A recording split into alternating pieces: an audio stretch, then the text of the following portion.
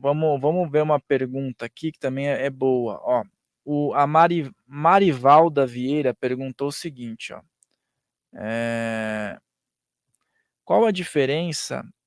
Peraí que eu pego. Qual a diferença entre médium e empata sensitivo? Não tenho, assim, em termos exatos, milimétricos, o que seria. O empata, tipo, absorve mais facilmente as energias, né? Mas o médium também, depende, a mediunidade varia muito, de 0 a 100 aí, do que uma pessoa percebe ou a outra, né? Mas eu não sei definir, assim, Que milimetricamente qual que é a diferença não. Os seria o dois empata sentem seria as uma pessoa energias, né? interessada na espiritualidade. Não, assim, empata é tipo sensitivo, mas o médium também é sensitivo, né? Só que o Então, médium é mais ativo. sabe assim, às vezes uma pessoa está relatando algo e você está escutando. O outro que está escutando começa a sentir aquilo. Então Uhum. ele é empata, né? Ele tá sentindo, não precisava sentir, era só escutar. E ele entra tipo no campo, assim, empata no sentido de ter uma empatia e entrar no campo, eu entendo assim. Ah, E aí tá. sentir o que está acontecendo, né? Mas o médium também sente, né? Então, tem médium, por exemplo, ontem mesmo eu vi uma pessoa abraçar outra pessoa e ela falou assim para mim: "Meu Deus, você sentiu essa energia?" Eu falei: "Não." Eu falei: "Nossa, me gelou inteirinho, ó." Aí eu falei: "Eu não." Mas é característica dela, que tem a mediunidade, né. Uhum. Então dá para sentir ambientes, espíritos, pessoas, né. E tem alguns mentores, até o Wagner estava comentando, tem alguns mentores do grupo Tao Chi, Hum, que eles têm uma energia geladinha, mas é uma hum, energia geladinha que não é. agradável. Não Sim, é aquela coisa da pessoa. É um geladinho, vamos dizer assim, tipo quando você tem uma bala que é eu sei, refrescante, né? eu sei. Tipo um dia de E muito calor, bate um uma vento, assim, brisa, né? frio, né, e você Então dá para ou a água do mar. diferenciar, Lógico, né? não quer dizer que tudo que é frio é de espíritos, né, desencarnados, nada disso. Nem E calor também, senão foi curioso que a gente conversou no começo aqui, né? Bate-papo inicial. O Ricardo trouxe uma nós porrada de nem livro chegamos nos aqui. livros aqui ainda, cara, nós vamos até as É, 2 da manhã, se ele preparem. colocou livro de monte aqui. E a gente estava conversando sobre apometria e umbanda, né? Eu É, falei que eu acho super legal. Tem gente hum, que tem ressalvas sobre isso, e eu conversando contigo já falei logo de primeira foi bacana, porque já falou sobre umbanda. E aí, um desses livros eu abri, né, curiosamente, foi na parte dos pretos velhos, né. isso, da apometria. E essa intersecção, como é no teu trabalho, e eu vejo o trabalho de muitas pessoas, né, até o pessoal citou aqui o Norberto também, falam muito sobre essa intersecção da Umbanda, porque são os trabalhadores que estão mais ativos aqui no nosso país, né. Sim, Possivelmente estão em outros também, mas podem não estar com essa exatamente. nomenclatura, né. Hum, E então essa intersecção ela é muito poderosa, né, eu acho Ricardo? muito positiva, muito válida. Aí bom, Não, é isso que termina eu aí. é isso, Uhum, eu acho muito poderosa, é. muito Eu positiva. acho também. Eu aprendi alguns métodos diferentes de apometria, com professores diferentes, escolas diferentes. E acabei ficando na primeira que eu aprendi, que é a ligada à Umbanda, porque eu já passei pela Umbanda, pelo espiritismo, já fiz sacerdócio, magia, algumas coisas lá. Então eu já conhecia um pouco o time, digamos assim, né.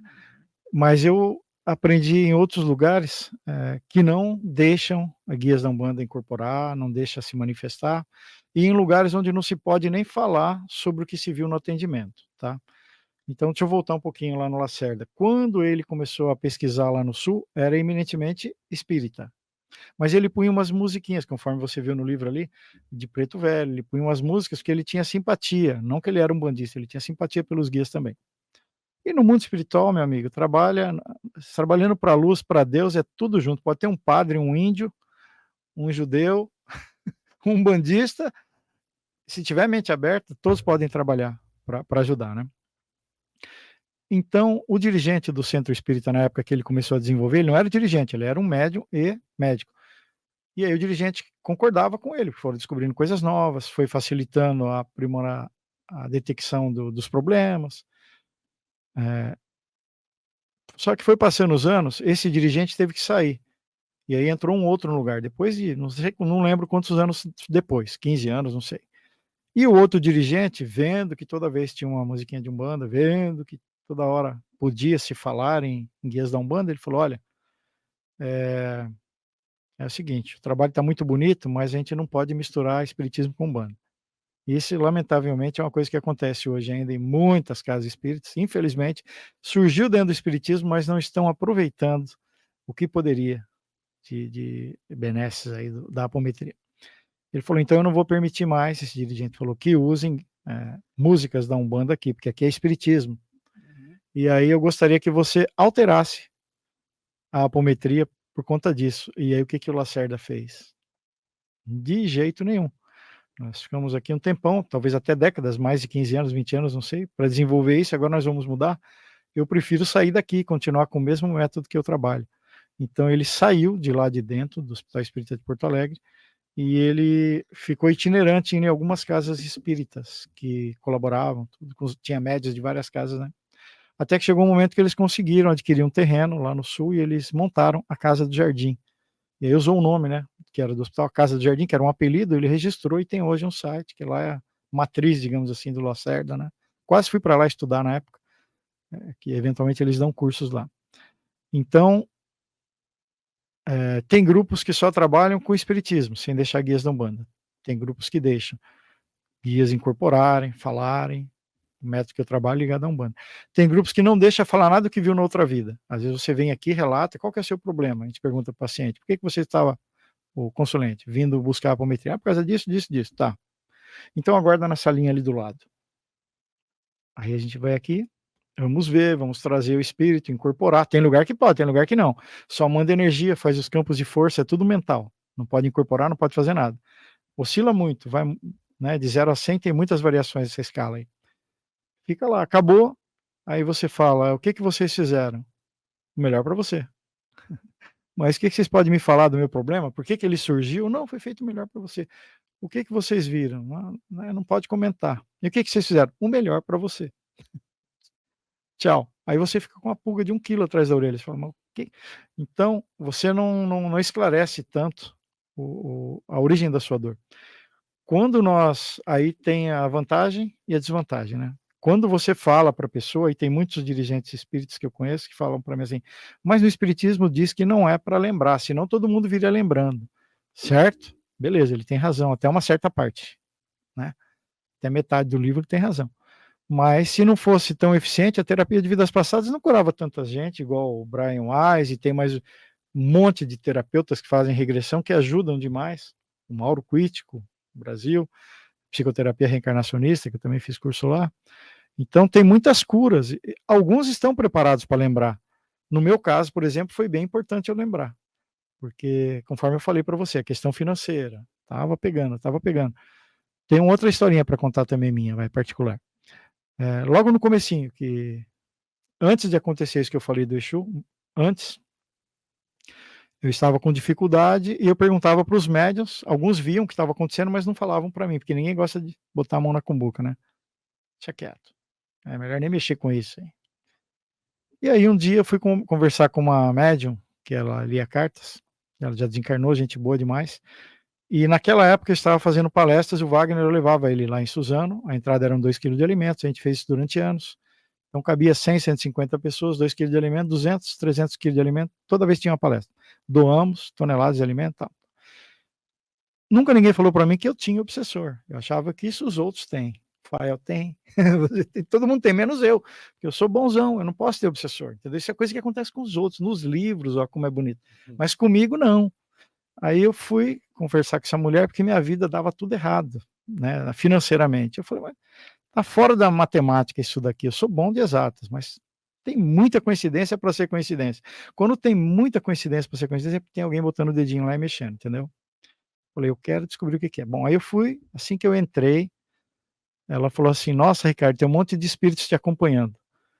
Aí eu fiquei assim: "Caramba, espíritos é genérico, né, será que é bom ou ruim, né? Será que são amparadores, porque eu estou fazendo doação de alimentos, fazendo palestras gratuitas, ou será que são inimigos do passado?". Ninguém nunca me falou nada, fiquei em cima do muro. Eu brinco, né, que eu falei, que eu pensei que só tinham amparadores do meu lado, mas eu não pensei isso não. Eu brinco que eu na hora eu, assim, eu falei: "Ah, claro, né, André Luiz, Meimei". Bezerra de Menezes, deve ser esse pessoal que está do meu lado, né, mas eu não pensei isso não, eu fiquei em cima do muro, eu falei: "Quem será que está aqui, né?". Aí eu falei: "O que que eles querem comigo?". Aí também mais uma na cara. Aí foi a primeira, né. Foi aí que me levou a buscar a desobsessão. Falou: "Eles querem te matar". Eu: "Como assim?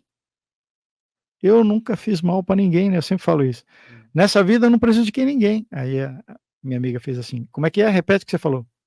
Falei: "Nessa vida eu nunca prejudiquei ninguém. Nessa vida. Você conhece as outras?" Falei: "Não". "Então é tudo de outras". Falei: "Tem mais do que um aqui?" Ela falou: "Tem uns 20". Falei: "Ah". Eu olhei pela janela, falei: "Será que eu passo?" Estava no 8º andar, né. Eu já estava devendo horrores, eu vou me jogar daqui, né. E aí eu fiquei e ela falou mais ainda, o Rafael. Ela falou assim: "O seu caso é tão grave, juro para vocês, o seu caso é tão grave que não é nem desobsessão que vai resolver, é exorcismo". Aí eu falei: "Mas agora que eu pulo mesmo, cadê a janela?". E aí eu vim para casa decepcionadíssimo, porque eu tinha perdido casa, carro, moto, comércio, tudo, e ainda vou escutar isso. Eu falei: "Pô, já tô na lona e tem gente batendo em mim ainda". Agora mexeu comigo, eu vou querer descobrir o que que eu fiz de errado. E aí que eu comecei. Aí fui no trabalho de obsessão, fui em outro, aí comecei a trabalhar com desobsessão, aí foi no espiritismo, foi na umbanda, foi na apometria, e aí eu tô nessa pegada aí desde 2000, 23 anos, toda semana sem parar. E aí eu descobri que eram pessoas de outras vidas. Então, às vezes, só para complementar o assunto, né, passa uma pessoa com o nosso atendimento lá e fala assim: "Qual que é a sua queixa?". "Ah, porque a minha ex fez uma macumba para mim, o meu ex". Eu falei: "Meu, a macumba que fizeram é isso daqui, ó, tá vendo a espessura aqui, ó? É um sulfite".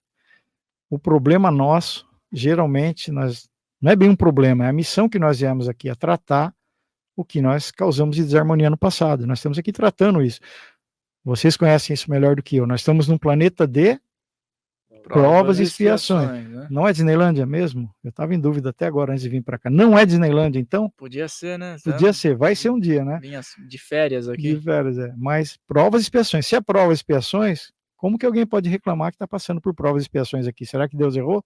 Me mandaram para o planeta errado, era para mandar para É, Disneyland, mandaram, senhor né, criador do universo, acho que é, houve um equívoco aqui, né. então sempre tem, um motivo por detrás do nosso sofrimento, nós estamos regularizando isso. As obsessões, os problemas emocionais, financeiros, saúde e tal, tudo tem isso. Lembre-se de deixar o seu like aqui nesse vídeo, de se inscrever nesse canal, e se você gostou desse corte, o episódio completo está aqui na descrição. Ah, e também se inscreve lá no nosso canal oficial Filhos do Todo para você acompanhar as outras entrevistas. Farrell Molina falando, um grande abraço.